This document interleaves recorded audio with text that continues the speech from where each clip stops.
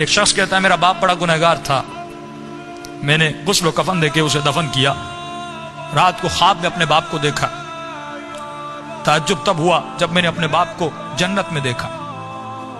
میں نے کہا بابا آپ تو بڑے گنہگار تھے، آپ تو بڑے خطاکار تھے، آپ جنت میں کیا کر رہے ہیں؟ اس نے کہا میرے لال 3 دن تک میری قبر میں آگ جل رہی تھی، 3 دن تک مجھ پر فشار قبر عذاب قبر میں مبتلا تھا، لیکن 3 دن کے بعد کچھ قبریں چھوڑ کر ایک نیک خاتون کو دفن کیا گیا، جس کی آنے کے بعد پورے قبرستان میں جن جن پہ عذاب ہو رہا تھا ان پر اللہ کی رحمتیں نازل ہونے لگیں۔ فرمایا نور برس رہا تھا۔ کہ بابا یہ کیسا نور تھا؟ کہ جیسے اس کو دفن کیا پہلی رات بھی، دوسری رات بھی، تیسری رات بھی اس کی قبر میں حسین ابن علی آتے تھے۔ فرمایا جب اس خاتون نے میرے عذاب کو دیکھا، فرمایا اس کے دل میں رحم پیدا ہوا، اور جب امام حسین اس کی قبر میں آئے تو اس نے کہا مولا مجھ پر تو رحمتیں ہیں، لیکن یہ بھی آپ کا چاہنے والا ہے، اس کی قبر میں عذاب ہو رہا ہے، میں چاہتی ہوں میری خاطر آپ اس کی شفاعت کر دیں۔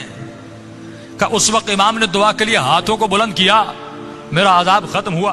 کہ بابا وہ خاتون کون سی تھی؟ کہ اس کا نام یہ تھا، اس کے شوہر کا نام یہ ہے، فلاں محلے میں رہتی تھی۔ یہ نیند سے اٹھا، اس محلے میں گیا، اس شخص کا نام پوچھا کہ فلاں خاتون آپ کی زوجہ تھی؟ کہ ہاں۔ کہ اس کا کون سا ایسا عمل تھا؟ کیا وہ بہت زیادہ نمازی تھی؟ کہ نہیں، صرف واجبات پہ عمل کرتی تھی۔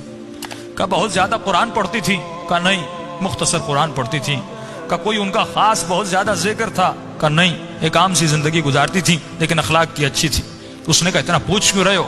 اس نے سارا واقعہ بتایا کہ آپ کی زوجہ کی خاطر میرے باپ کی شفاعت ہو گئی، کوئی تو ایسا عمل ہوگا جس کی وجہ سے امام حسین اس کی قبر میں گئے۔ تو فرمایا ایک عمل تھا جو کثرت سے کیا کرتی تھی۔ کہ وہ کون سا عمل تھا؟ فرمایا روزانہ زیارت عاشورہ پڑھا کرتی تھی۔ یہ مقام اذکرونی اذکرکم ہے کہ ہمارے چاہنے والوں تم ہمیں یاد کرو، ہم تمہیں یاد کریں گے۔